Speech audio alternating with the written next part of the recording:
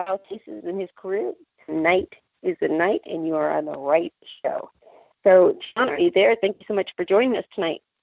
Yes, Christina, Renee, wow, it is great to be on here with you today. I've been very much anticipating this and just very happy to be on here with you guys. And yes, I'm very much looking forward to this.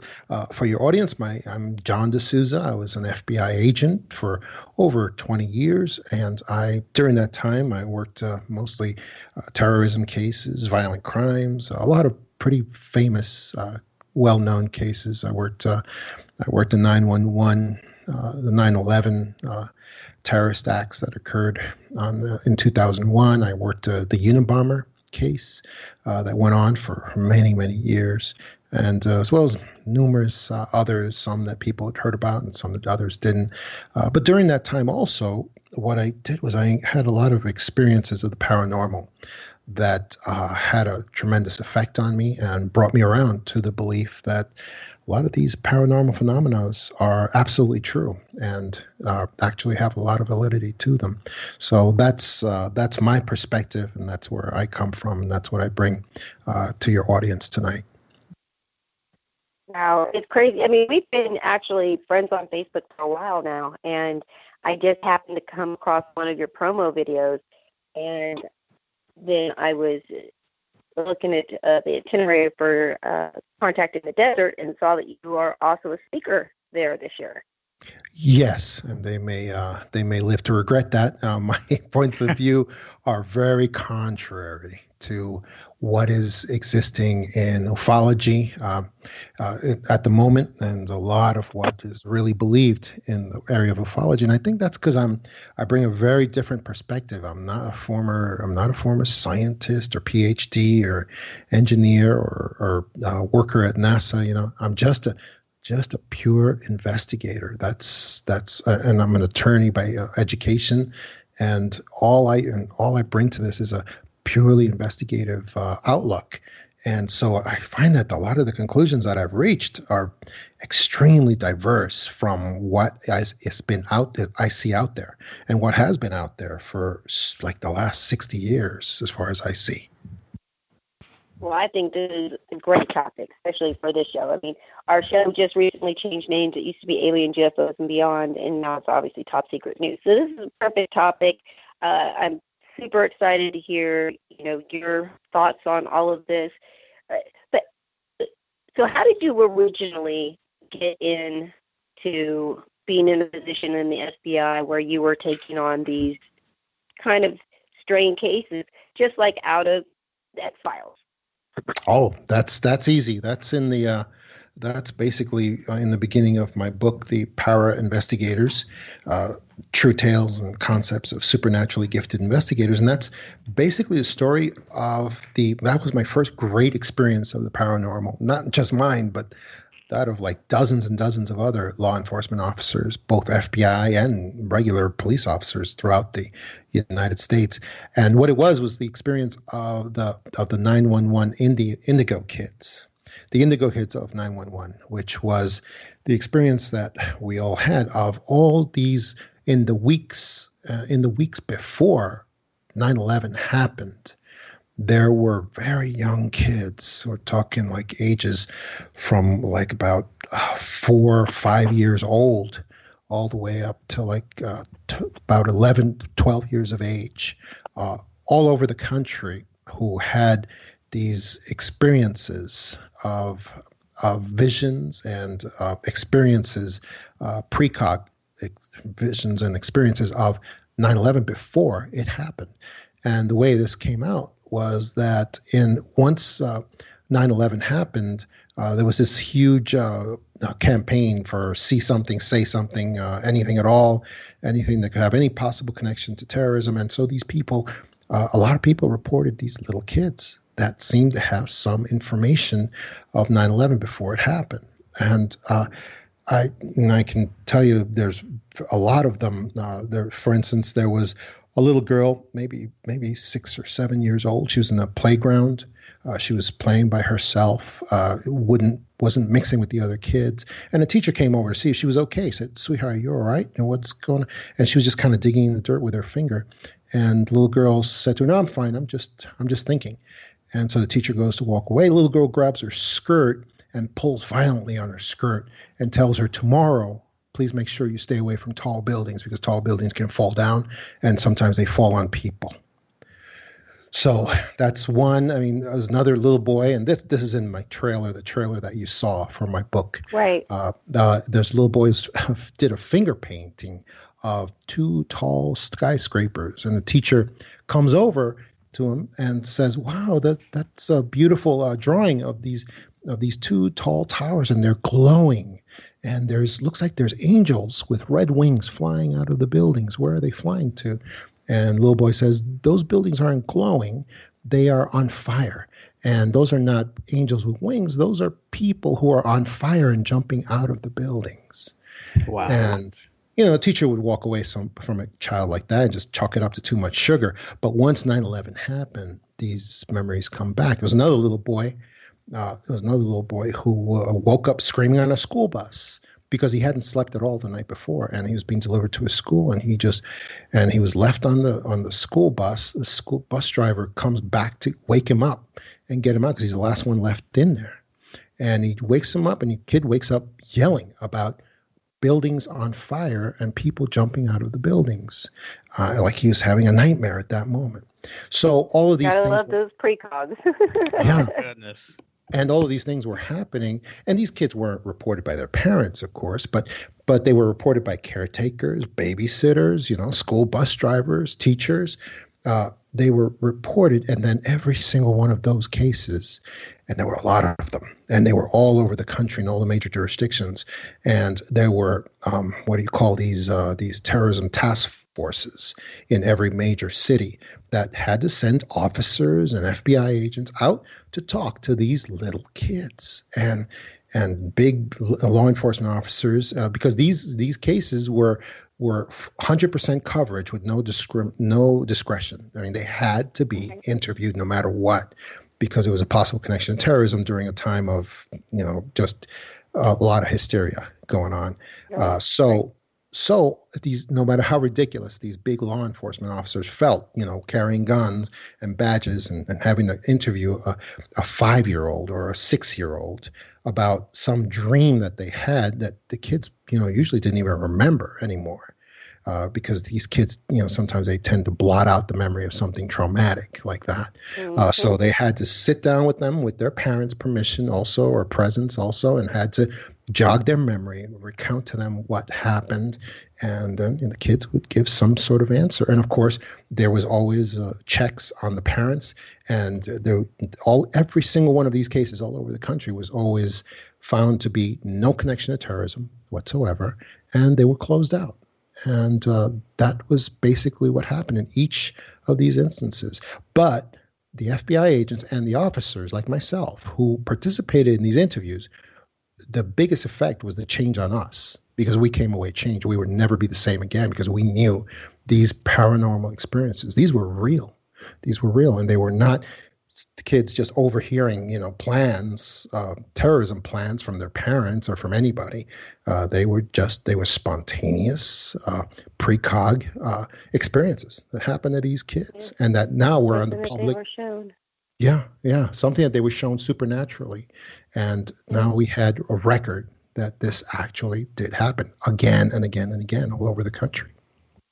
Well, that's amazing because I've actually had psychic abilities and precog dreams my whole life. And normally they have always been about major disasters that are happening.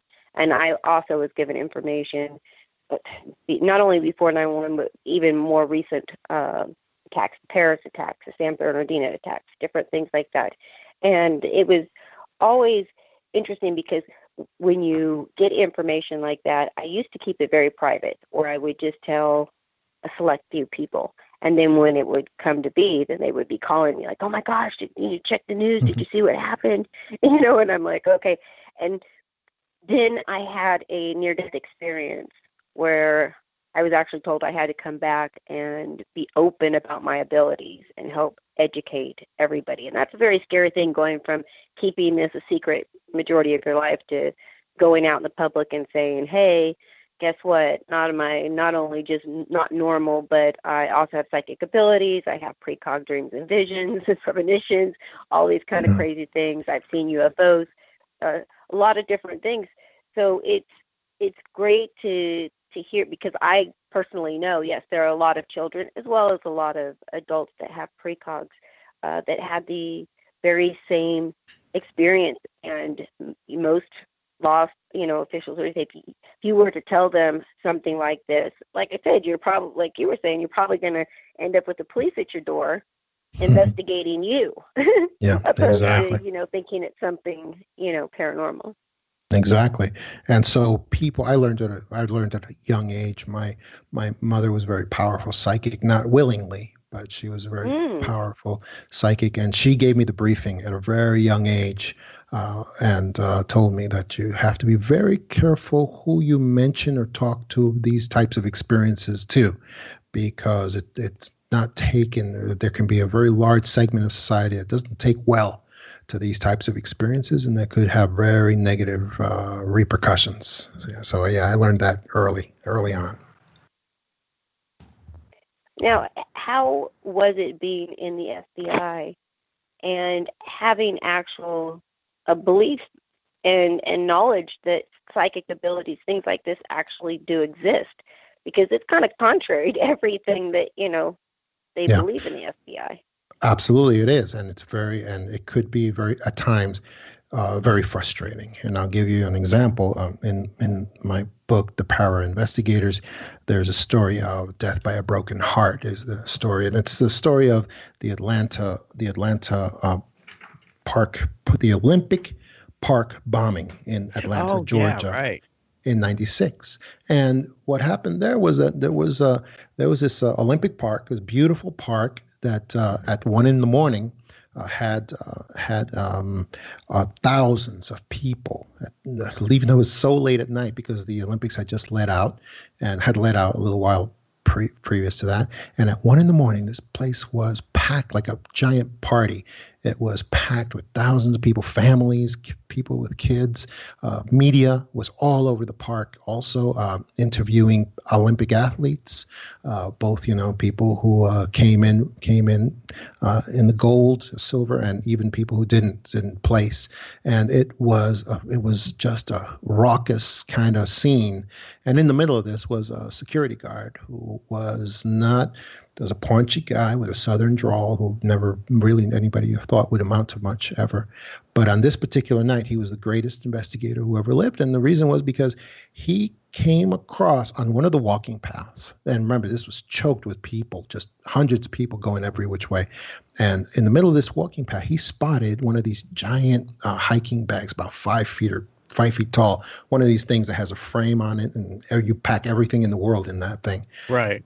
And it was just there standing by itself. And he, instead of just hauling it into Lost and Found or just hauling it somewhere like almost every security guard would have done, he actually sprang into action and set up a police tape around it and with obstacles around the thing, and declared it a suspicious package immediately, and started telling people to walk out of the area, to get out of the area and get away from this package, because he had declared it a suspicious package.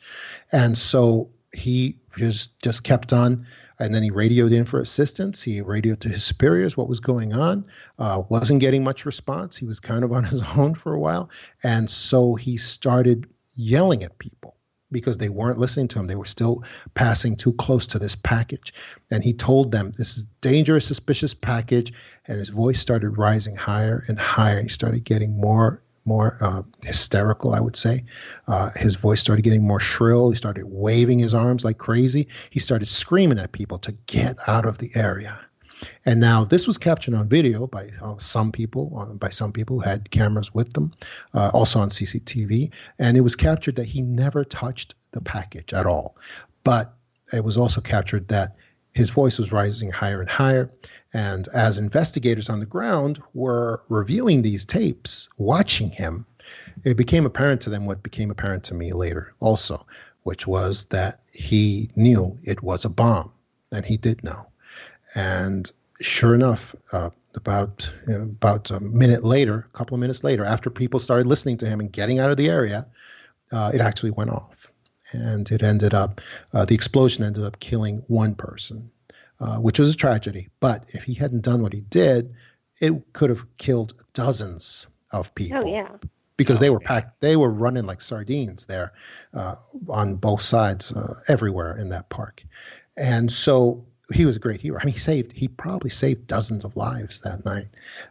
And his reward was that these investigators who were there just kept reviewing these tapes, and they came to that conclusion. He knew it was a bomb, and they concluded the only way he could know it was a bomb was because he was the bomber. That's the only way in the physical world that he could have known. That's a scary part of it. Yeah, it is. And of course, my conclusion was very different. My conclusion was that he knew it was a bomb because he remote viewed into that hiking pack, or he had a vision, or he had some paranormal experience that told him there was a bomb in there. And also, I mean, when he was interviewed later, numerous times, he always said the same thing. He always said he did have the knowledge. He did have the absolute knowledge that there was a bomb in there, but he wouldn't go further than that. I mean, he would not say the method that he used to, and he never did. But he basically said the same thing I did, that he did have some kind of metaphysical way, not in the physical, to know that there was a bomb in there. But of course, you know the story. I mean, people know the story. His life was ruined by the media, all the major papers, all the fake news. They all put out the story all over the world that he was the bomber, that he was a wannabe hero who set up this entire bombing so that he himself could be a hero. And, you know, and this guy was a man who greatly admired the FBI. He greatly admired law enforcement. He had always wanted to be a cop himself. That part was true. And so when his life was destroyed during 88 days after that, after he was a great hero, he was absolutely crushed. His life was ruined. His reputation was ruined, and his personal life was also destroyed.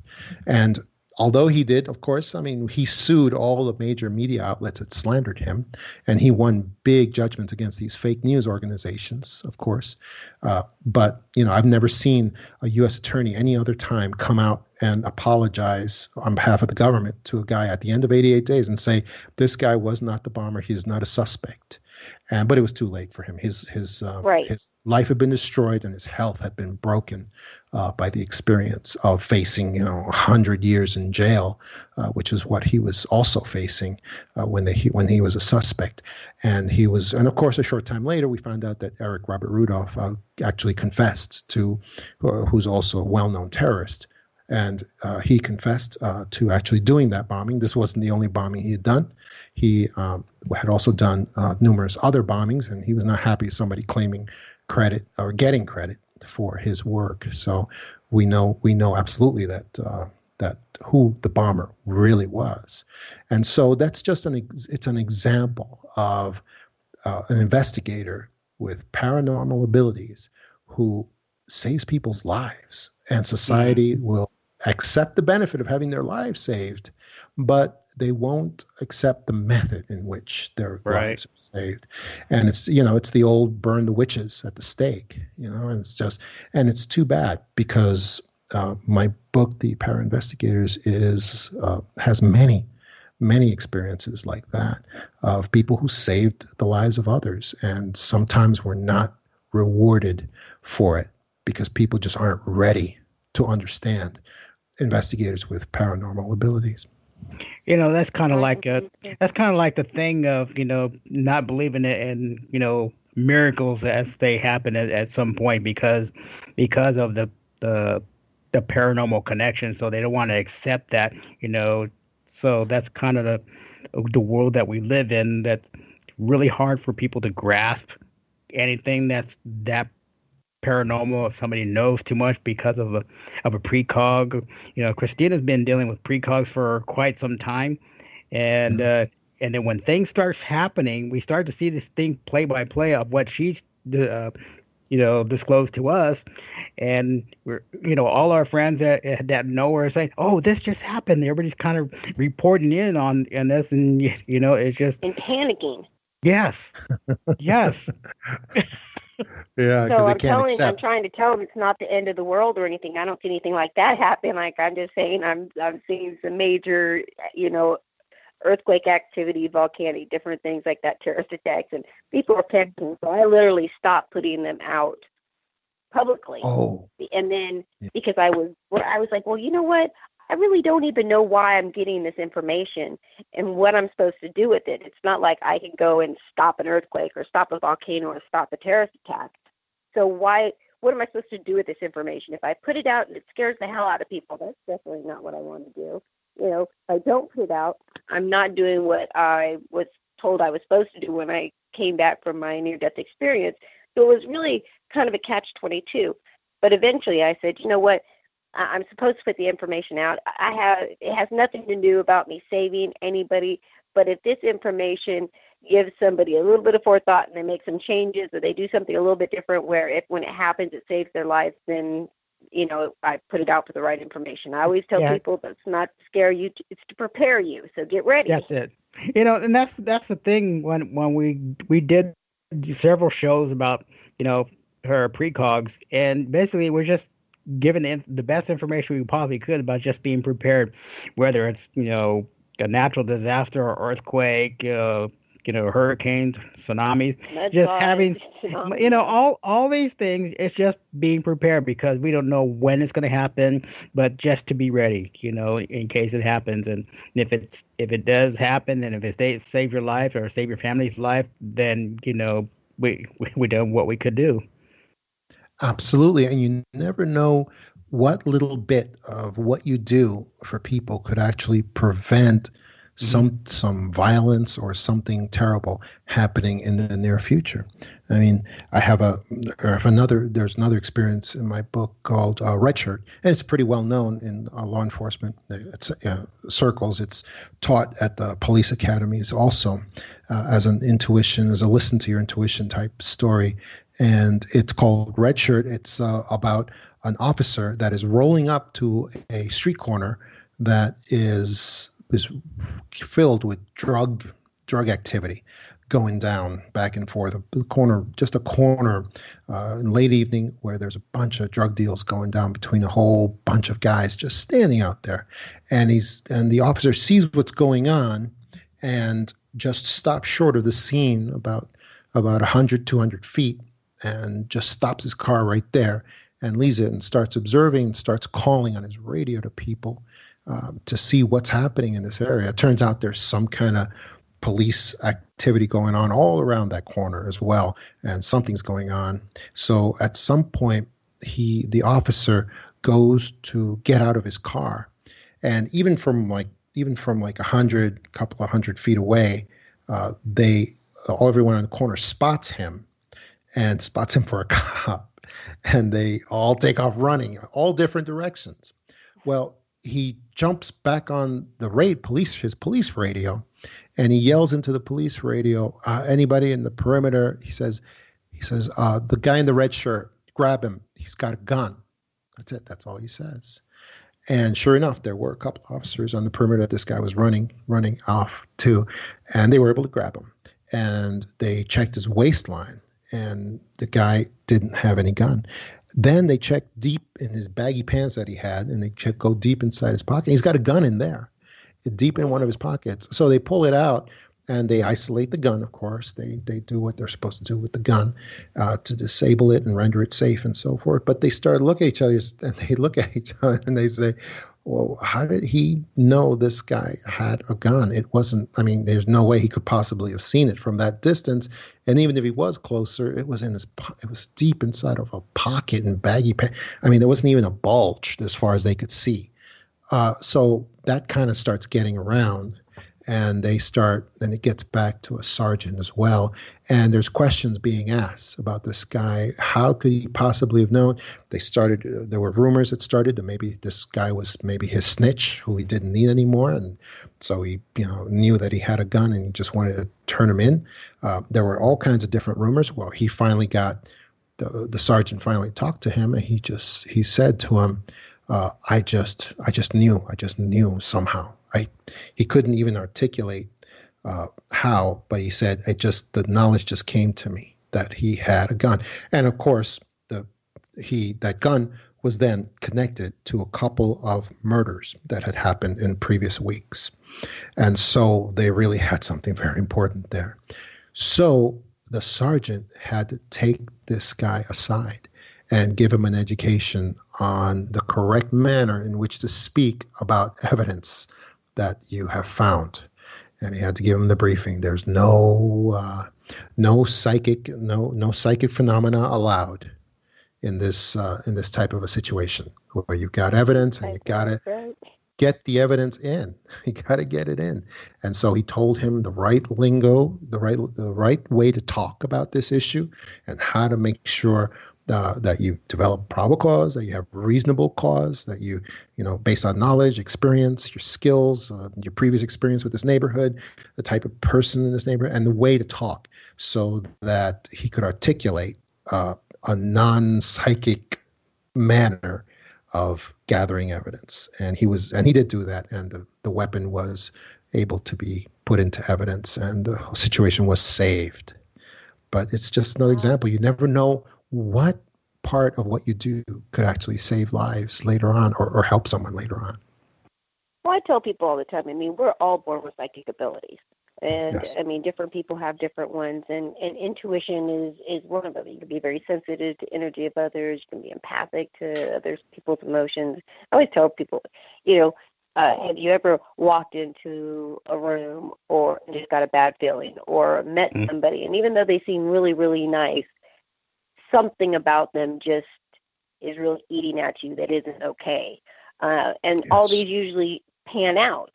But again, it's psychic abilities and the paranormal have such a bad rap, from over the years, and an image that the first thing people will say is, "Oh, I don't have any psychic abilities." And I'm like, that's funny. And we all do. They may be lying dormant, but please believe we all have them. We're all born with them. It irks me to no end when I hear people professing that, they've received this gift from God and they're the chosen, special people, or the only ones that get these abilities. And I'm like, no, we're all born with them. Talk to kids, these things, come in so many different forms and even have different names for it. Sometimes, like we talk about intuition, we're very intuitive about certain things. And also you could even throw on top of that, people who read body language and street wisdom and all these other things that can play a part. Yeah, they can read things. It's common, but nobody really speaks of it as being common, that gut instinct of something, because there's a reason why we have that, because they're basically for our protection. We have these, your spider senses, so to speak, to protect, yourself or anyone around you.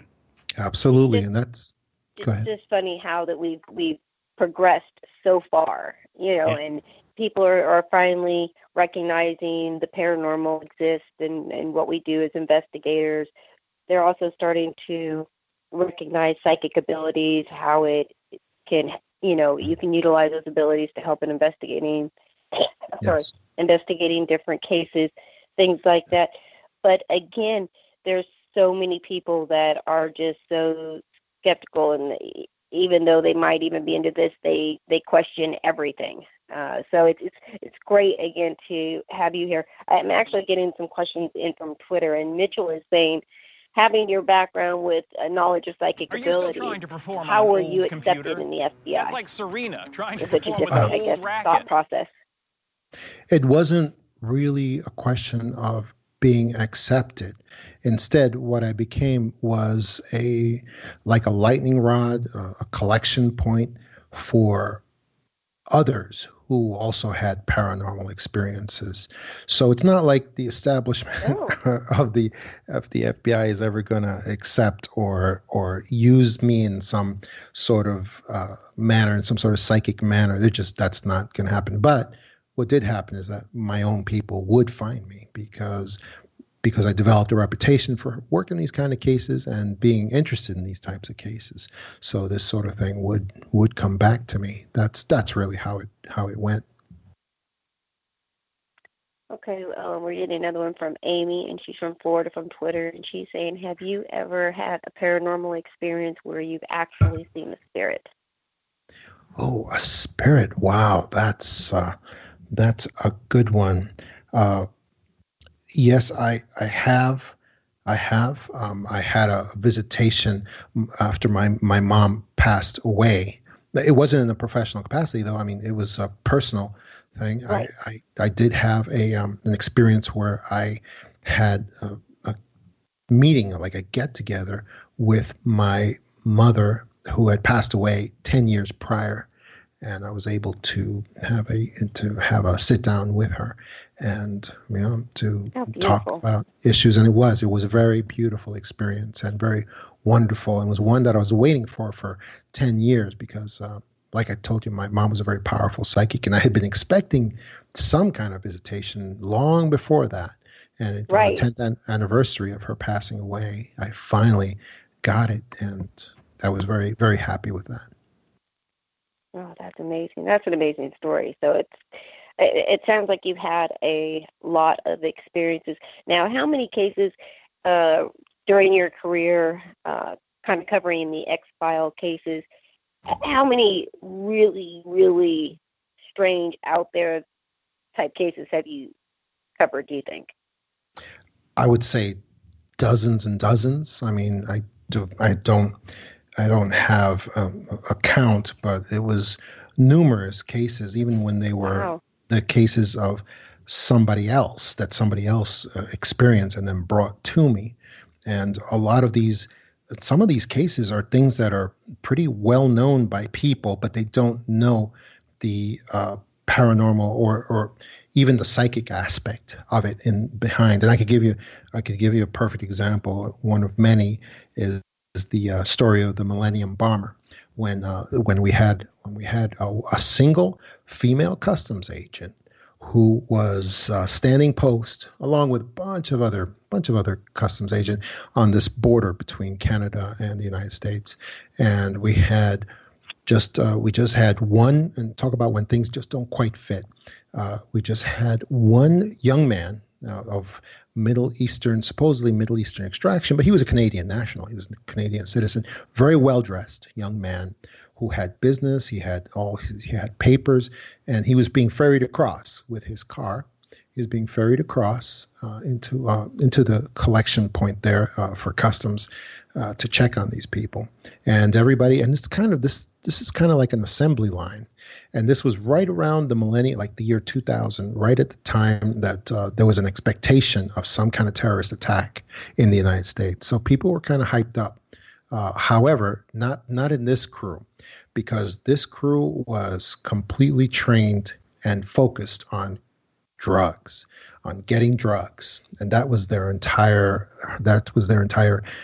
task force reason for existing. And so they were completely focused on that. And at this time, but they were trying to get these people through like an assembly line and there was one female customs agent who was kind of held up, and they were wondering what's going on with her, because she had this young man, like I said, was very well dressed. He was very well spoken, and all his papers were in order. I mean, everything was in order. And she asked questions, where are you going to, where are you coming from, what's your business? And all of his answers were perfect. It was very well coordinated and everything. He had an answer for every single thing. And there was actually nothing out of place with this young man. And so her compatriots were like pressuring her to get this done and put him through and hurry up.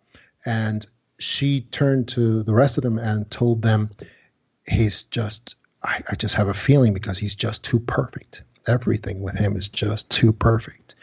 And the name of the story is Too Perfect also. And she just had this terrible feeling, not just a bad feeling, but a horrible feeling and she just had to keep on pressing him. She told him that she needed more time because there's something horrible going on here, and she just kept on questioning the guy, questioning him, and she felt like she had enough to run some drug dogs through the vehicle, and some other searching that went on with the vehicle. And she just kept on searching again and again. And at some point, something they again, she was not able to get any probable cause from talking to the guy. Just was nothing. And they were looking at her like, you're really going way beyond your authority here. There's nothing happening here. You should just let the guy go. So, but at some point they shook a panel loose or something, and big bags of white powder fell out. Oh, And wow. they all looked at each other like, how did she possibly know that? And they were looking at a few pounds of cocaine there, and they were just ecstatic, and they wanted to just question her, how did you know this was going to happen? And they got all the drug testing kits, and they got all the things that they could to examine this white powder. They brought it in, and they brought her into the back as well. And when this happened, of course, the young man actually broke and ran out into the streets and tried to carjack somebody so he could get away. So they knew they had cocaine at that point. And then they were able to grab him, place him under arrest, and they pretty much chained him down at some point. And then they went to go look at the results of the tests, and it was completely inert material. It was not drugs. They brought in every drug test they could to see if it was some other type of barbiturate, something, anything. And they tested it again and again and again, and it was inert. And one of them suggested the guy got ripped off. He probably paid a few thousand for what he thought was cocaine, and he was just given talcum powder. But at some point, this young lady said, no, this is not right. We need to do some kind of a bomb residue examination of this. And so they got some FBI people locally. They got some kit from somebody locally there, and sure enough, it was some type of explosive powder. Then Oh, wow. they tore the rest of the car apart as well. I mean, just tore it apart, and they found, guess what? Timers, fuses, ignition Oh, Lord. devices, what do you call amplifier devices, and all kinds of very sophisticated bombing materials. And it turned out all this powder and more powders that they found in the vehicle turned out to be enough explosive material to probably kill a couple of thousand people in the United States. And she had single-handedly prevented that from happening. Wow. That's a great story. Yeah, Again, I mean, unexplainable. Well, I mean, for people who have abilities, it's very explainable. But for other people, unexplainable phenomena that's, now you're kind of hearing the backstory and how they connect. So very, very interesting. I'm getting so many questions through Twitter right now, but we've only got about 4 minutes. So I think what we're going to do is probably just take a quick break, and then when we come back, we will start talking about getting some of these questions, because we're getting a lot of questions about the UFOs. And have you ever seen one? Do you believe in them? What is your theory on them? So do you think the government's involved? I mean, I'm getting them all left and right. So we'll take on that topic when we come back, because I figure that the whole next hour could probably be devoted to that and all on its own. So, all right, everybody, we'll be right back with Top Secret News on the UPRN Talk Radio Network, 107.7 FM out of New Orleans. We'll be right back.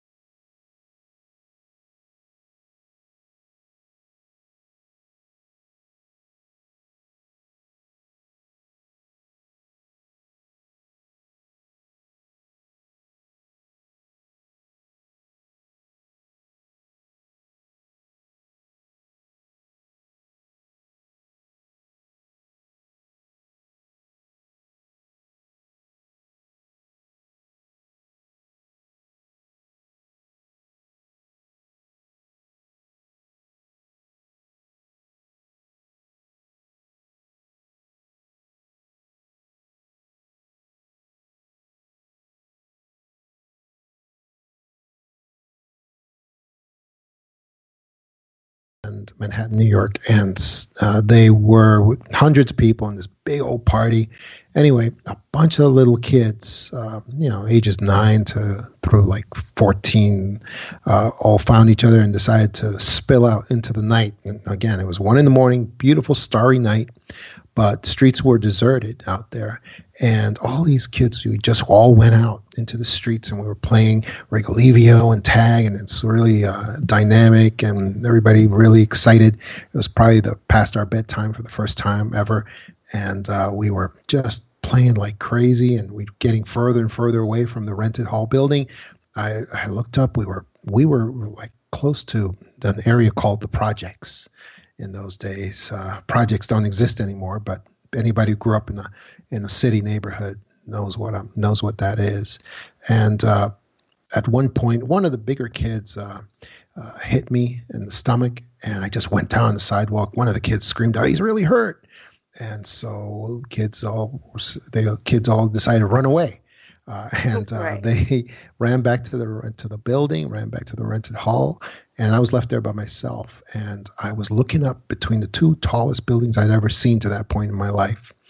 And there was a big old black spot in the sky up between these tall buildings, and there was no stars in that particular spot. And I was looking very closely to figure out, why is there no stars in this one black hole looking area? And it was like a ink blot, like the kind of squid would give off in the water if you try to catch them with your hand. And as I kept looking at this thing, I was on my feet now looking at this thing, and out of the bottom of this cloud comes out what looked like an old-fashioned kind of flying saucer. It was with the spinning lights in the bottom, and it's coming down, and it's coming towards me. It was the craziest thing, and I felt like a spotlight on me. And there's no other way to describe it but a spotlight. And then 2 teenage girls appeared on my left, and they were screaming like crazy and grabbing each other and screaming. And one of them screamed at me, "You better run home, little boy. The world might be ending." And then they disappeared. And I just kept looking up at this thing as it was coming towards me. And in one moment, at one of those moments, it was like we both changed our mind. I took a step back, and the thing reversed course and just started going back up towards the cloud. And it was going, and like a cartoon character jumps in the hole, pulls the hole in after it. It went in the cloud, and the cloud disappeared. It was gone.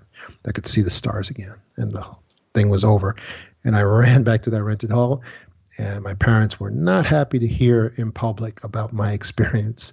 They told me to hold on until we got home. And they weren't any happier at home. Your mom had already kind of warned you about Exactly. certain topics you cannot talk about in public. Yes. Well, this was the occasion when she first did it. When she first warned me, she told me, you can't talk about things like that in front of people. They will, she didn't quite say lock you up, but something to that effect, a gentle way of saying that. And, so I felt my mom told me when I was young. So yeah, I've had so many things happen. And that was a reality too. Yeah. Yeah, it was and back then. My mom knew something was going on with me and everything, but she didn't want to discuss it with other family members, how odd things were. So just kind of kept it between us, and so what could you do other than not say anything? Exactly. Look, I knew and that was people that actually lost their children. They would go through a divorce, and then when they would go to court, the ex-husband or the ex-husband-to-be would say, "Oh, she's a witch," or she claims to have psychic abilities and thinks she can talk to spirits, and right in there. Yeah. It's like, okay, you're crazy. Yeah. You're not getting these kids. We're giving them to the dad. I mean, I saw a lot of people who I knew over the years go through those kinds of situations back in the day. So I definitely something taboo to talk about for sure. Yeah, and it is. You have to be very careful who you talk to about things like that. And I got that briefing again from my mom later, because of course a few weeks later, as I found out as I studied these cases for many years since that time, what happens is these UFOs, the real ones, not the fake ones, but the real ones, the ones that are possibly unexplainable and possibly extraterrestrial, they seem to collect information on people that they target. That's what that spotlight is all about. I have heard about that spotlight many, many times since then and spoken to many people who have felt that same spotlight. And what happens is these UFOs collect information on people. They bring them back like golden retrievers to alien visitors, and then the alien visitors then will initiate a contact experience with the person that they have the information on. And that's what happened to me. Shortly, a few weeks after that experience, I was at my father's apartment, in my home, and I was in my bed. It was the clock ticked off to like 3 a.m, and I was trying to stay awake as long as I could. That was a game I liked to play. And I was just suddenly I felt the room change, and my bedroom was just adjacent to my parents' bedroom. And I felt the room change, and suddenly I felt hands on my feet and my head, and I completely went stiff. I could not move. And I felt these hands lift me up like a plank, because I was completely stiff, and yet I was somehow light as a helium balloon, half filled with helium. And they were able to move me like furniture in the air. And that's what they were doing. They were moving me through the air, and I saw the ceiling coming closer and closer to me. And these beings that were kind of moving me around like furniture, they apparently, from the perspective I had, I couldn't move. But I seemed to sense that they were passing through the ceiling themselves, and they were now hauling me up through the ceiling. But for some reason, my forehead stopped and wouldn't go through, and it just kind of tapped lightly against the ceiling and wouldn't go through. And this seemed to bewilder them, because they would keep lowering me, and then they would examine the spot where my forehead wouldn't go through. And then they kept on lifting me up again. And again, I was being left there floating on top of nothing. There was nothing there. And yet I would stay wherever they would place me in the air. And they kept on then trying again. They were like the world's worst engineers, just trying to examine what was wrong on that spot. But they kept trying the same thing again and again. And they kept on tapping my forehead, and it wouldn't go through.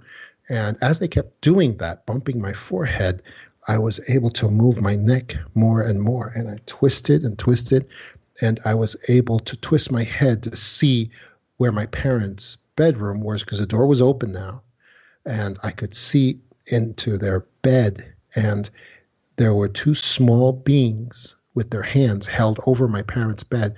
It was like they were holding them like a stasis, sort of, and they were in pools of sweat, and they were struggling. It was like they were struggling to wake up, but they couldn't. And these two small beings were holding their hands over their beds.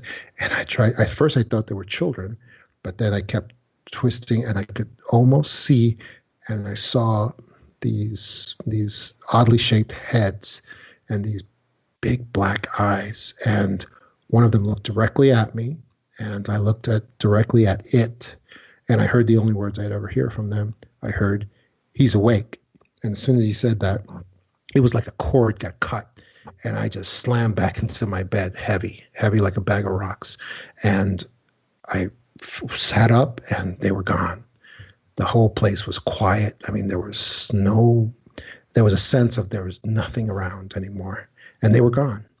And I was so excited. I was just gathering my courage to wake up my parents, and I just was so excited and beside myself with the experience. And then I just fell asleep. And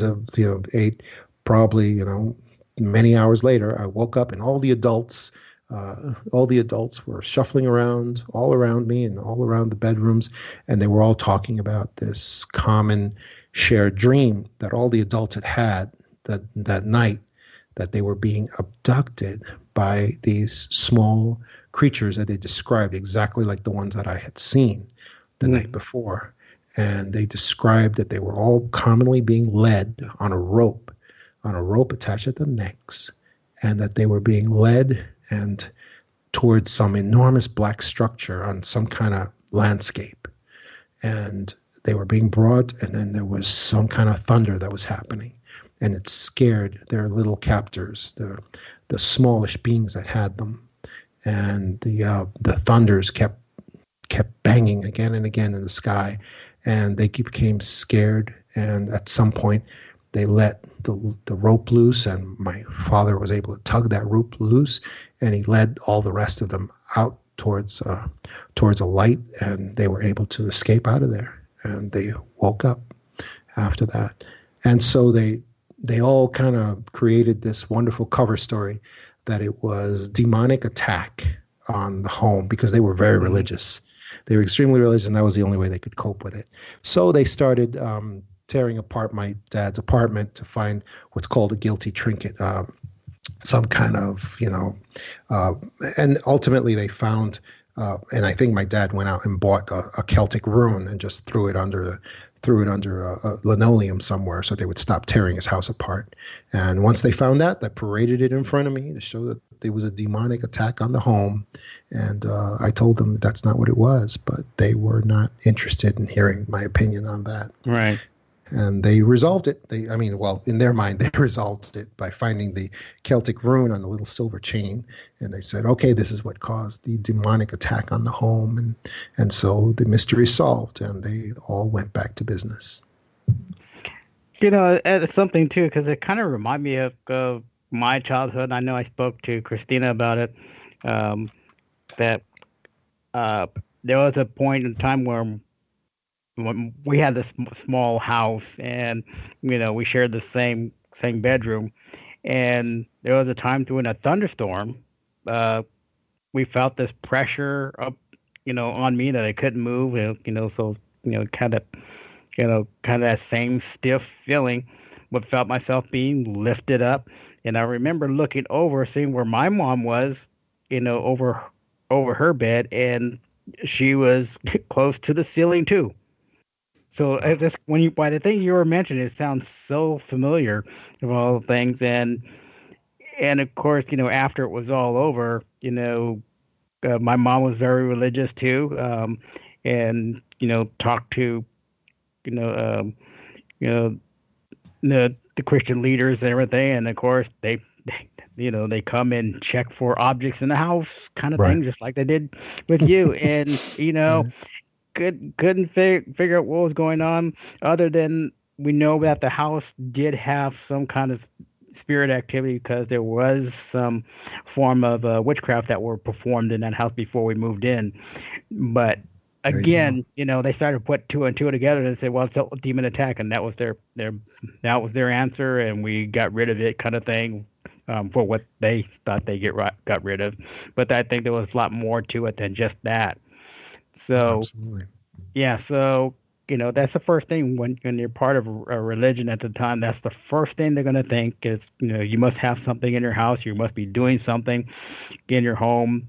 So they kind of jump the gun, because that's their only answer to solving what's going on.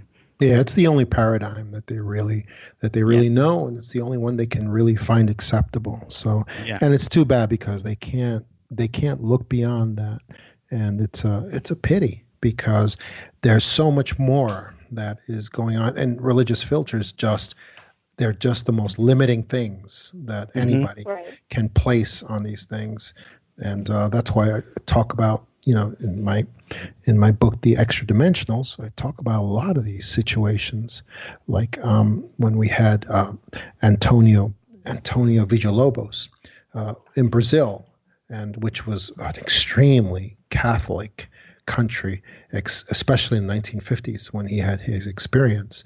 He was just a young man who was in a field just kind of hacking away at the crops, and he was not an ordinary young man, though. He was because he was extremely intelligent, and he was not a regular. Am I still on? I just heard. I heard somebody drop out. Did Christina drop out? Okay. No, I'm still here. Okay. I'm still on. And this was a young man who was in a field in Brazil, and he was in a field, and he was just doing the crops, and suddenly a plasma vehicle just showed up, and he was taken aboard this ship, and he was shown the ship, and he was then introduced to what he described as a hybrid young lady who appeared to be part human and part something else, because she had very strange eyes. She had very thin blonde hair, and she was completely naked. And she showed him it was her intention to have sex with him. And he then did have sex with her, and she threw some sort of liquid on him, and he had sex with her several times as a result. And she then pointed to her belly. She let him know that it was her intention that she was supposed to be pregnant, and that was part of her mission. And what's funny about that, again, is that Brazil was an extremely Catholic country, right? And so there was a lot of resistance and pressure on this young man to recant his story, and because he was just a 23-year-old kid at the time, and his name was Boas, and this happened in '57 in Brazil, and despite all the pressure on him and all the you know how they are. They say you're demonic if you tell stories like this. And not only did he withstand all the pressure to recant his story, but he went on to become a brilliant attorney, very successful attorney in his country. And he became very well known as a very respected attorney who had a great deal of success during his life. And not only did not recant any detail of what he said had happened. He was also given a tour of the ship, by the way. And he never recanted anything, and he maintained the absolute truth of every detail of the story that he told right up until the day he died. And that's always the strongest indicator of authenticity, when people don't back down and they maintain the truth of their testimony during their entire lives against great resistance. Wow.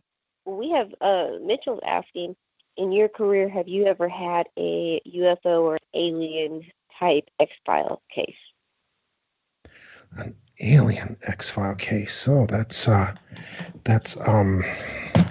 amazing question, because even if I didn't have it personally, I did come across other FBI agents and people who had very significant experiences of some alien contact, and I can point you to exactly who I'm talking about. If you go to if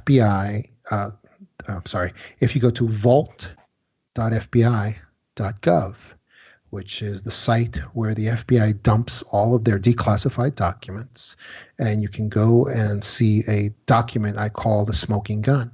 You just go on that site, vault.fbi.gov, and then you go on the right. There's something there that says Unexplained Mysteries. You click on that tab, and then on the left, you click on UFO, and then you click on that, and it'll come up with groups of documents. You go to the first group, and you click on group 1, and then you go to page 22. And right there, that is a document. At the top, it has the number 6751, and the title of the document, it's a one-page document, and it has a title, A Memorandum of Importance. And it is written by an FBI agent who was also a former scientist himself. And he's writing this one-page memo to the scientific community. The communication is dated July 8th, 1947. And although this document is not my experience, I know that it's true. I can tell from the context and how he talks and the kind of language that he uses. I can tell that he's being sincere in the stuff he's writing in here. And he's basically writing to the entire scientific community and telling them, I have a source, an informant. I have an informant, and he's telling me these things. And my informant is, and he says right in there, my informant is supernormal, which is an old-timey word for supernatural. And I don't think his informant was a ghost, just judging from the context, or Bigfoot. I think his informant was an alien visitor, because if you look at the context, he gives 7 or 8 conclusions about alien visitors, and he says it's very important that I tell the scientific community who alien visitors really are. And this document, anybody can go to it, download it for free. You just click on it and you can get it. It's the single most downloaded document in the history of government archives, and in the millions of downloads. People have this. People know this document. And it says a couple of different conclusions that started me down the road of writing my book, the Extra Dimensionals. And for one thing, it says in there that alien visitors are not like humans. They are not cramming themselves into little metal ships and sailing across the universe like we would, because they're not like us. He says they are not physical. He says they are not from our time and space or from the next galaxy over. He says they are actually from other dimensions of existence, dimensions that coexist alongside ours, but never intersect with ours. He calls them other lokas or talas, which are old Vedic terms for alternate universes, different dimensions. And he says in there, what they do is they kind of beam in here like Star Trek. They beam in here. And he says what they do is they change their vibration to go from their dimension of existence into ours. And they can be here for limited periods of time, but then they go back to where they came from. He also says these UFOs, the real ones, the real UFOs, he says they're not made of metal. He says they're made out of some kind of radiant energy. That's why I call UFOs, I call them plasmas, because it's much more what they're made of is able to shift form like plasma shifts. And so he says the real UFOs, he says there's nobody in there. He says those things are empty. He says that they are they operate on some sort of remote control. And I would submit that the remote control, I believe, is that these UFOs are alive. And they are they're kind of like golden retrievers would be with the hunter. They're just, they perform tasks. They come in with the alien visitors, but the alien visitors are not crammed inside of them. They're just like familiars. They come, they assist, they carry out tasks, and they like they're sending out drones before we send in the soldiers. Yes, except these drones, I believe, are alive themselves. Right. Gotcha.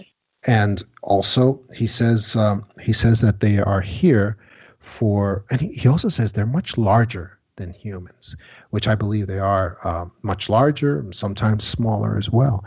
He also says they are here for peaceful purposes. But he says if our Air Force was to attack them, it would be catastrophic because they would just make short work of our Air Force. And we see a short time later, we see he's right, because in 1952, we had the Washington, D.C. invasion by numerous UFOs. And those pictures, anybody can look this up. In 1952, over the Capitol building and the entire area around the Capitol building, we had UFOs attack all the airspace above that area. And it was the only time the American Air Force was sent en masse to go after these things. And it was a catastrophe. It was awful because these ships, these UFOs, did circles around our Air Force planes. Not just circles, they did what's called buzzing. They did face-to-faces. They played with them. They played with our airplanes. They made it very clear that they could have destroyed every single one of our planes if they had wanted to, but they didn't, which was amazing. So that bears out, that particular section of this letter, this communication that he said. And I believe that all of the assertions that he made in this communication, this memorandum of importance, dated July 8th, 1947, I believe that they have all gathered huge evidence to bear them out in the years since this document was created. We have Lisa, and she's asking, what are your thoughts on the Battle of L.A.? The Battle of LA is another one that that bears out one of the conclusions in the Memorandum of Importance, where he says they're not made of metal as we understand them. They're made out of some kind of radiant energy. And I believe they're made out of plasma, of a type of plasma. I mean, that's the closest we can understand it.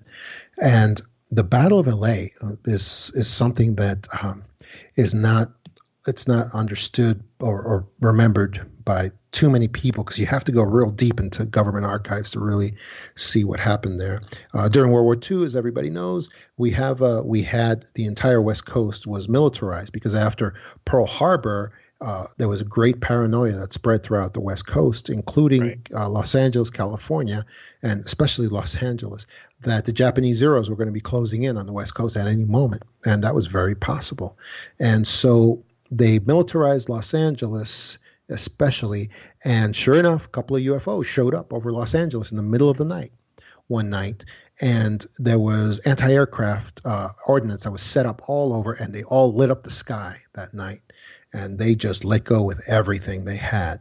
There was so many shells that were thrown up that many of the shells crashed into each other and created explosions, making it appear that targets had been destroyed. But of course, we know that there's photos. There's a constant stream of photos going on during this while this is going on, and so there were a couple of photos that showed that a couple of UFOs, after all the smoke cleared, were just happily sailing away with not a mark on them, no damage whatsoever. And as a matter of fact, it appears that many of the shells went right through these UFOs and went back on the ground, because the only casualties that night were that several people on the ground were killed by the shells returning to the earth. And those were the only casualties that night. And that's what so I think that the Battle of LA, again, it bears out a lot of the conclusions of this document, and showing that, number one, it's catastrophic if we attack the genuine UFOs. It just doesn't work. And like I said, the Battle of Los Angeles was the last time that UFOs were ever attacked with ordnance, and the 1952 incidents over Washington, D.C. was the last time that the Air Force was ever used in any large numbers against UFOs, because again, it's just catastrophic, basically. And that's where a lot of people really gotta, I know Hollywood just loves to make the aliens the bad guys. When you think about it, if aliens really, really wanted to get rid of us, they would have done it a long time ago. So they're, so we're painting them to be always this bad guy. And of course, we're doing all this new technology ourselves from reverse engineering. And it's like, we got to get ready for them, But they've already been around here, and they haven't done, nothing to anybody, nothing that's so hostile, because, they don't desire to do that. Right. And as a matter of fact, one of the things we've seen, and that we've seen, in particular in 1980 at Rendlesham Forest, where we had a British, an American military base on British soil, and we see that it comes out that there were very likely nuclear weapons at that facility, and that the UFOs that came in and invaded one night, well, it was over an entire weekend. I think it was over about 3 nights. These UFOs that came in and invaded the military base, they actually powered down the nuclear weapons. They shut them down and deactivated them completely at a time when they should have been running smooth. And that only came out many years later. And also we found that the troops at Rendlesham Forest, they were tracking these UFOs, which were, again, they were made out of a radiant sort of light. They lit up the forest at night, and it was very easy to follow them. And the troop of soldiers were following them all over the forest, and they were very scared, except they had their colonel. The actual colonel, the entire base was leading them. And a lot of these young men figured out that the colonel himself is pretty scared. And as they were figuring out, we're in a bad situation. We're following these supernatural things that could turn around at any moment and destroy us, probably. And sure enough, at some point, the main UFO that they were following through the night turned around, shot a beam at their feet. I mean, obviously could have hit them if it wanted, but it shot a beam at their feet, went up into the air, and then burst into 5 different orbs and took off and disappeared. I mean, that's shocking. I mean, imagine, if you're a 20-something year old and you're faced with that kind of a situation. And then, of course, you get all the globalist foot soldiers coming in afterward telling you better not talk about this ever. You better sign this piece of paper. And, we know the standard operating procedure that those poor guys had to go through after that. Right. Well, Lisa is asking, with all of the evidence and information about UFOs that's available even on the government site, the FBI and government site, why do you think that there's still no disclosure? Oh, that's easy, because there can't be.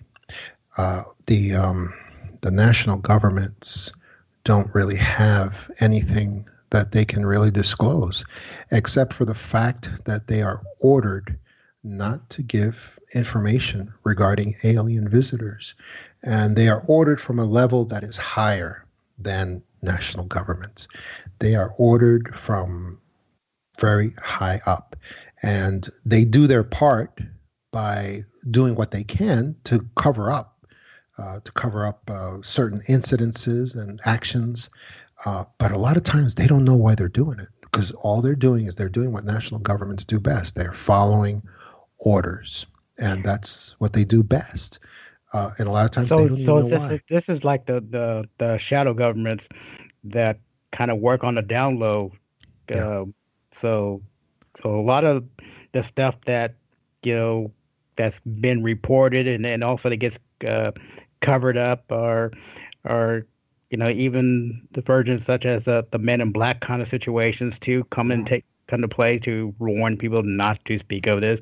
And of course, any military man is told not to speak of it if they come into any sort of contact. Well, anybody that's involved in or viewing something like that is, I'm sure, told that they can't say Absolutely. a thing, and they don't play.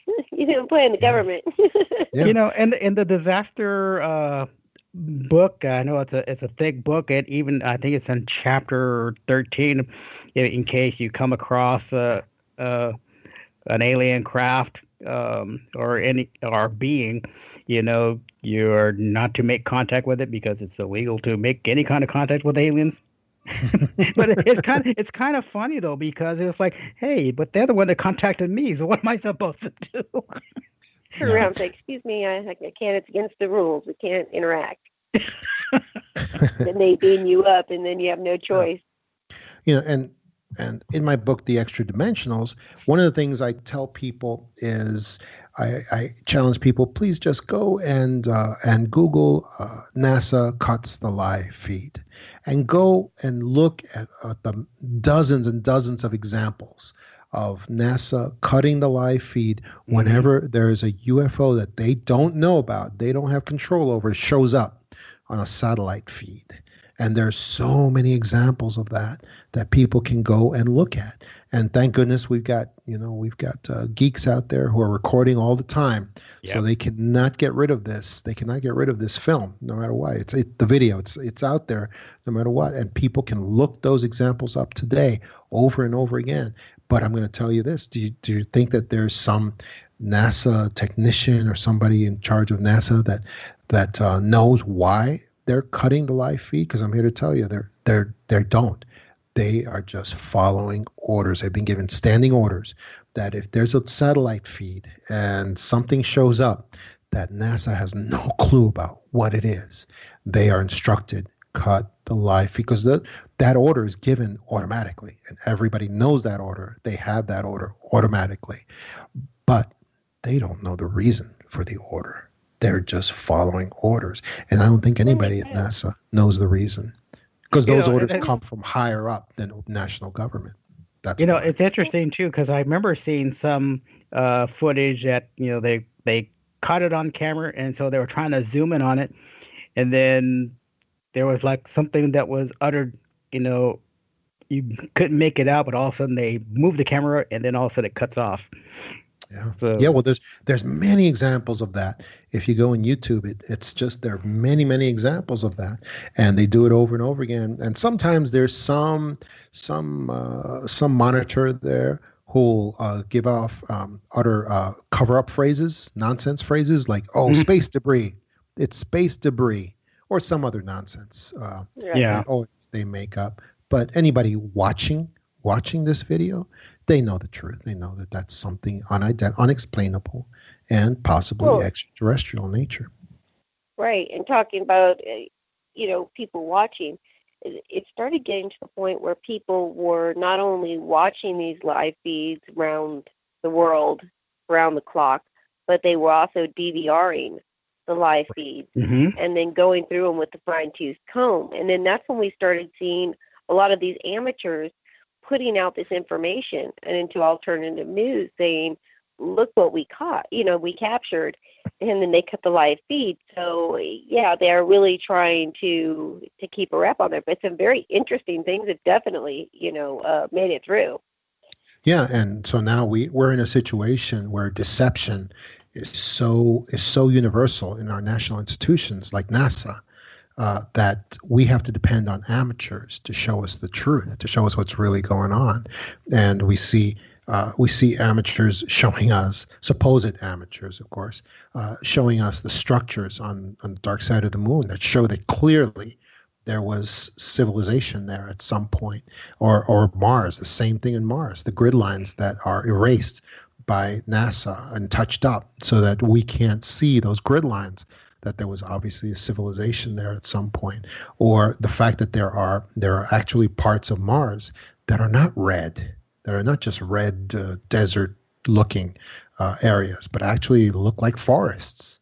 And those green areas, yeah. And we're not allowed to see that. Why do we? And we have to depend on amateurs to show us that. Why is that? And like I said, I don't believe NASA knows why they do these things, this deception. They have to constantly churn out all this deception.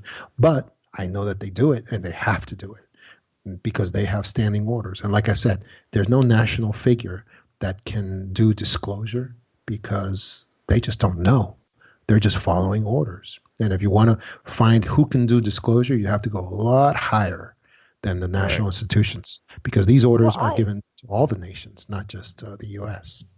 Well, I've always said, we're never going to get disclosure the way people think. Disclosure is happening right in front of us. Disclosure is an awakening that is happening with the people. We're no longer looking to the government to validate, these things, because people's eyes have been open now with technology and the access to information and all these different avenues where you find out, oh my gosh, we've been lied to about so many things.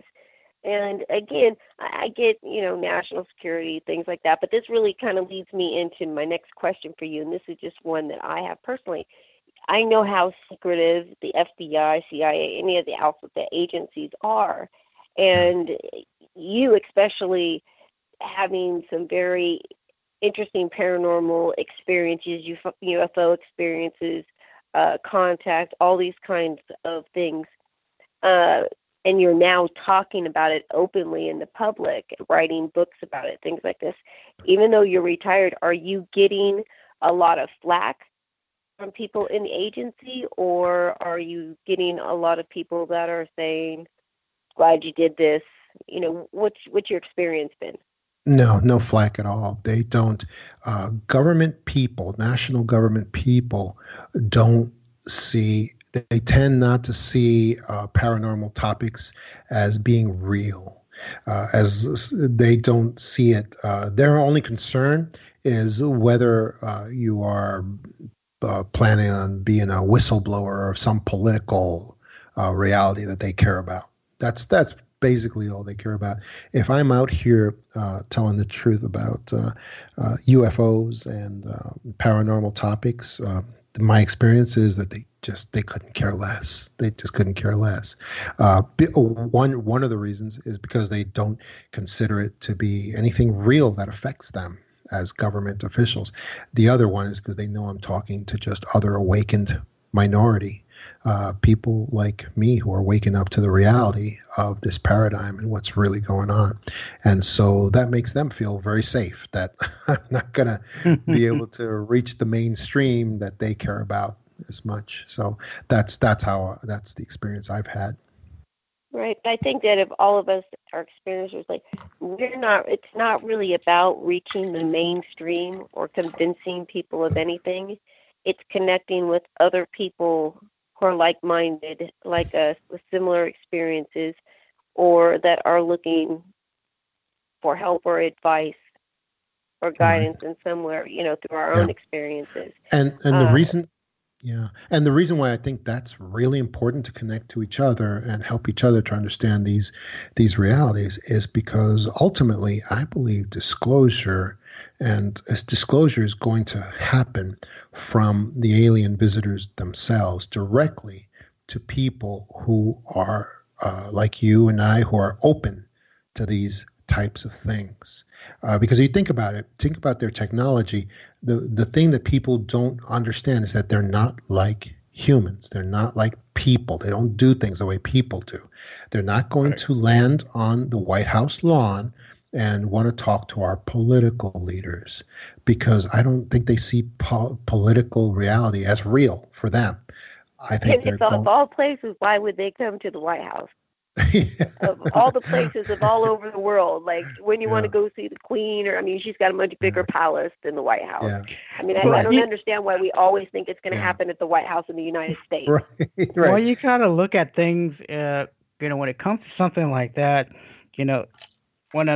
if you're an alien, you're coming to this planet and you want to communicate with people, but you look at how our governments run and how they do things, and what do they do with technology and knowledge? They use it for other things. So they rather reach those who are going to use some of this knowledge for a better purpose. So they kind of handpick people, Right. And they have the technology. There's these X-Men movies where they get a hold of this machine and they're able to light up every single mutant all over the earth and pick out who they are among all the population. They're able to and separate them out and then contact every single one of them. Well, that's how it's going to go down. They have the technology to know who each and every one of us is and light us up and communicate directly to us. They're not humans. They don't have to do things the human way, the way that we would. And that's the disclosure that's going to happen. I absolutely believe that. They're going to go direct to source, which is us, those who are open to this type of contact, who will understand it and who will use it, not the way political powers would. And that's how I believe it's ultimately going to go down. Well, here's a question for you. Do you think that, this is a question I have for you, but it's also coming through Twitter. Do you think that our government works alongside alien races?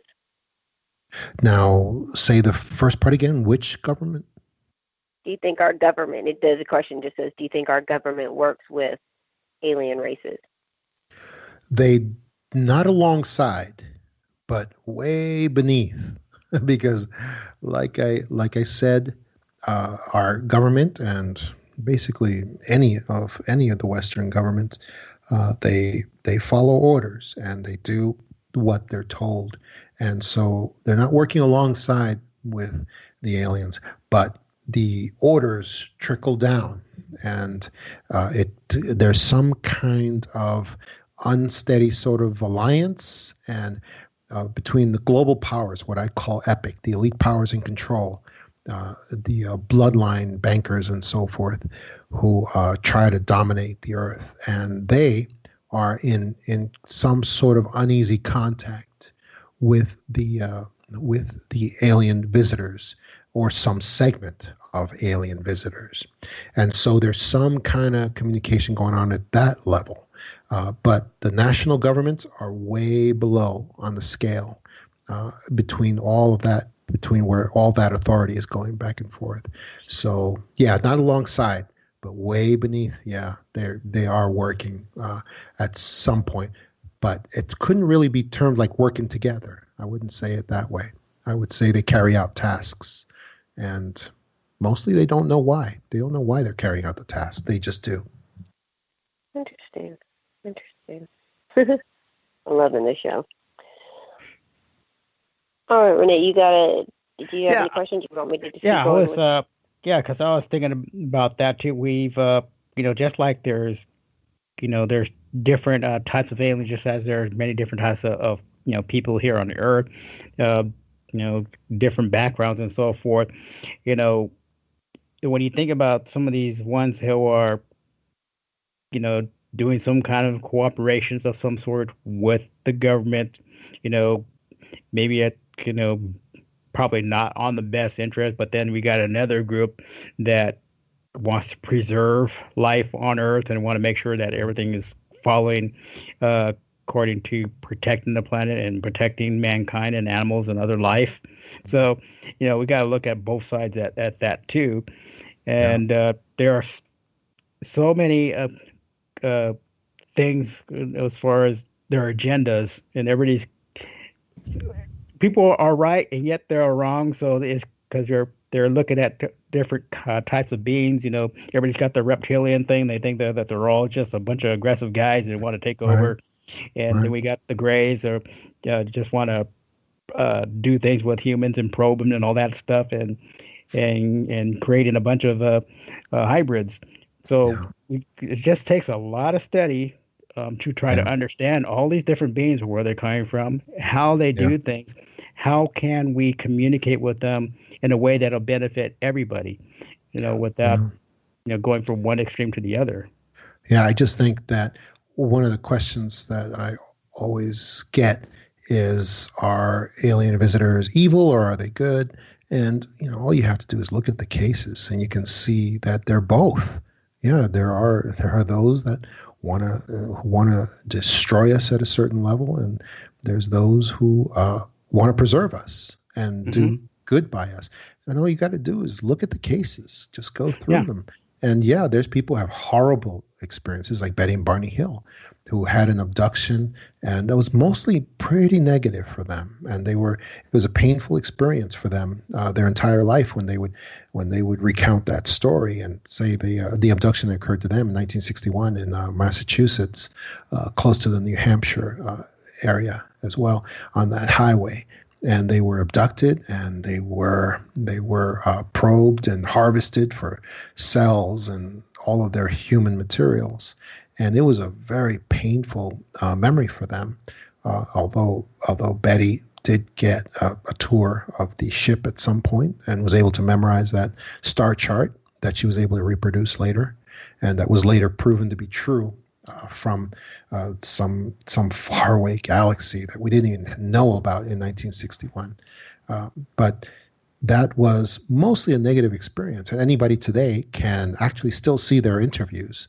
You can just YouTube it, and they're in black and white, but they're there, and you can see the authenticity from them as they are recounting these painful experiences. They gave lots of interviews, and you can tell that they're very authentic and they're real in what they're saying.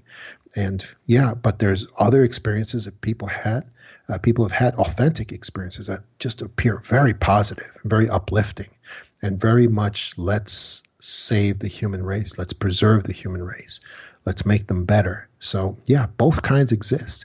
And the trick with us is we need to find ways to get further away from the bad ones, what you were talking about, reptilian type experiences, and closer to the benevolent ones. And we need to find that dichotomy and make it work for us. It's really no different than, when people meet one another for the first time. We don't know them from Adam, but until you start getting to know them, in communication, be able to understand good and bad more. everyone. Yeah. So, I could be a total jerk, and well, I'm not a jerk, so but anyway. Only when you send me alligator videos. Well, I'm just acting like a sibling to you, so Oh there you my go. goodness. Alligator videos. What's happening? Yes, anything I'm afraid of, Renee likes to send me videos of to make sure that he tags me in them so I see them. Sharks, megalodons, alligators, big snakes, big spiders, anything that I'm afraid of, he loves to torment me with them. And now I've got listeners that are now sending them to me arbitrarily out of nowhere. So thanks, Renee. Well, I didn't think anybody else would pick up the ball and go with it too. Well, when you get, when you started to get to the point where you've got more than 500,000 live listeners a week around the world, there's lots of people listening. So obviously, and we've talked about this so much because literally just for, I don't know, like 4 months, every time we were about to do a show that day, you would tag me in some damn crazy video. So we finally got away from it. And then I stopped tagging you, and so other people were tagging. Well, no, then you started tagging the people I was going to be with, so you wouldn't just tag me and get in trouble. You would tag them so they would show me what you tagged them in. So I still had to see it. I was passing the buck. Okay. So. By the way, because I was having such chaos on my show on Monday night, I forgot to wish Renee a happy birthday. So I wanted to make sure that tonight, at least my memory isn't that bad. I've been like reminding myself all day that I've got to wish you a happy birthday tonight on the show. So happy birthday, Renee. Thank you. I don't feel any older, but but I don't act any older anyway. So happy birthday, Renee. Oh, thank you. Well, let's go ahead. We got, that's right. I was going to say we're at the top of the hour, but we got an extra 15 minutes because Absolutely. Joe was talking so long in the first place. So let's go to a couple more questions. We've got Jillian, and she's from the UK. Thanks for listening in. And she's asking, do you think that there are underground bases? Yeah, I do. And whenever I meet people who are genius level IQs, I always warn them, don't go work down there because they may never let you out again. It's not a good idea. And I believe they're down there and they're doing, who knows what kind of work they're doing. But I would not want to ever be one of the people who volunteers to go down there and work. I think it's not a winning proposition ever at all. So what if they would have approached you while you were in the FBI, or now they wanted you to come out of retirement? They had this special division that was going to be dealing with all the strange case files, and it was your office was going to be an underground base. Yeah, I would love to do that, but not underground. No, I can't. I can't bring myself. No, I just can't. It's too much. I'd love that position as long as the underground is not part of it. Yes, exactly. That's just too much. No, not good. I mean, again, with all of the beliefs that you have when it comes to ufology and the paranormal and just all of these different topics, I mean, how hard was it for you to work with the FBI? Yeah, the majority is to find logical answers for all these cases. I mean, the last thing they're wanting to hear is that it's something paranormal or, contact or an abduction. I mean, because they don't, give validation to any of that. Right. And, it's better to have it and not need it than to need it and not have it. So most cases and investigations can be solved in the material world and purely material world with no supernatural elements to them at all. So it's not something that comes up very often at all.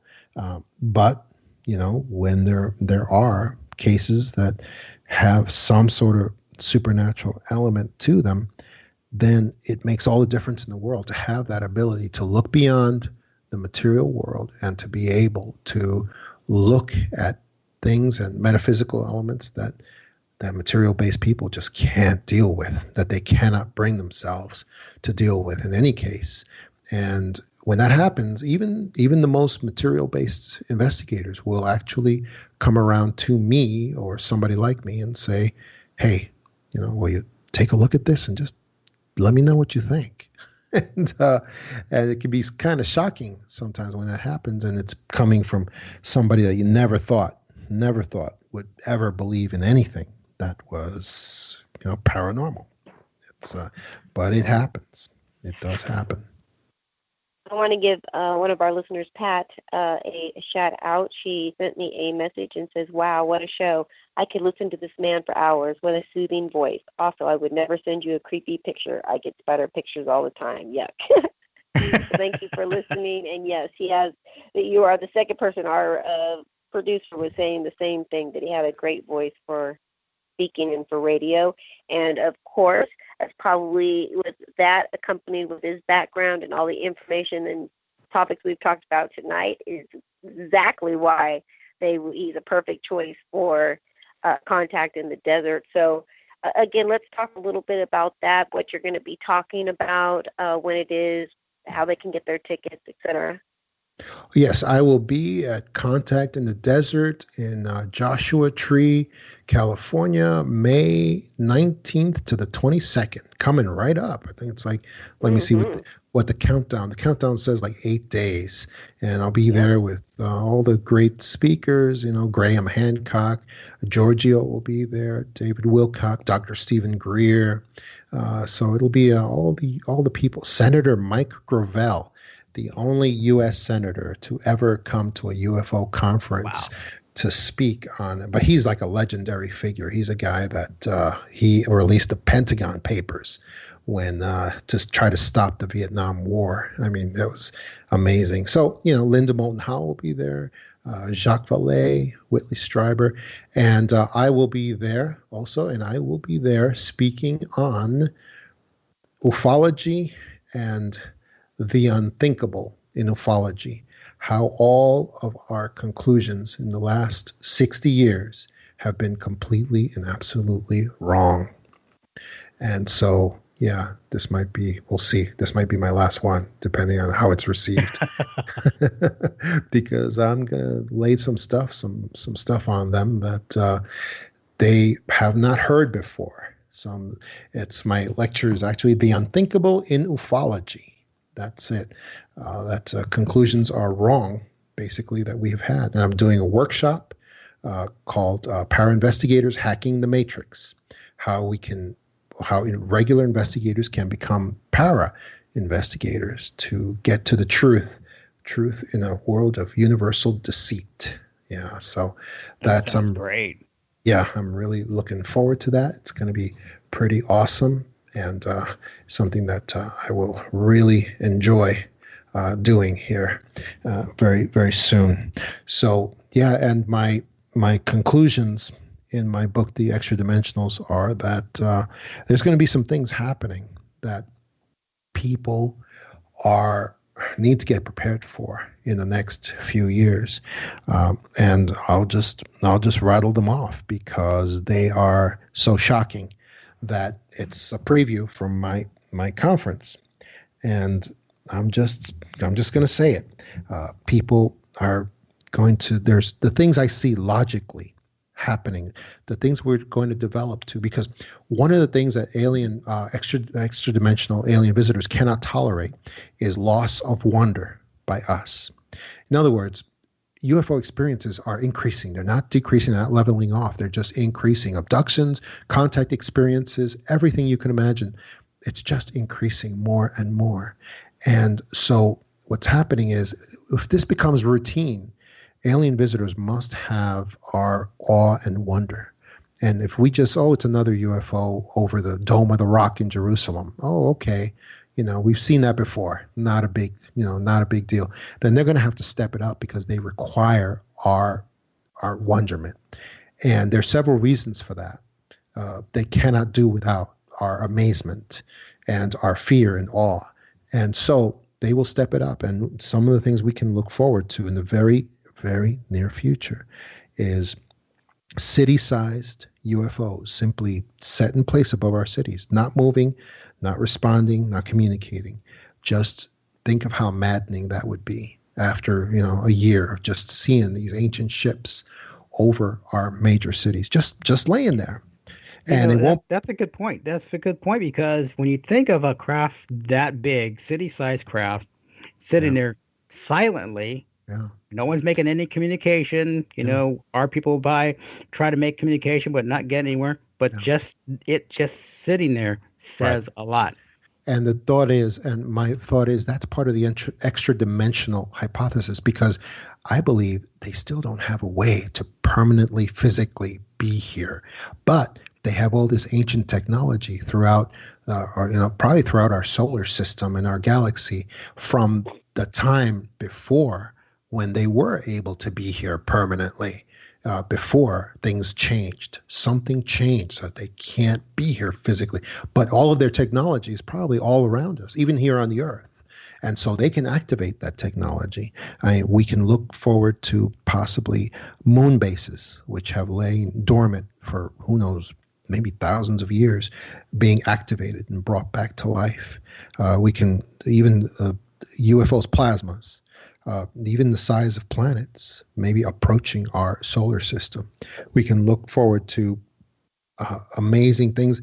We can look forward to the changing of the DNA of certain people who have had alien contact experiences and either have implants or have some kind of structural something planted in their DNA. And that's a lot of people. And that DNA will be activated so that they become something else. And a lot of these people believe they will become something better, and maybe they will, something greater. I don't know, but I know they're going to change. Dr. Roger Leir used to say they're changing even now. The famous surgeon who used to Hmm. remove alien implants from people. He said these things are changing people's basic DNA structure, but something will happen soon that will accelerate that process so that everybody who has had these alien contact experiences will be very much changed in a very visible way.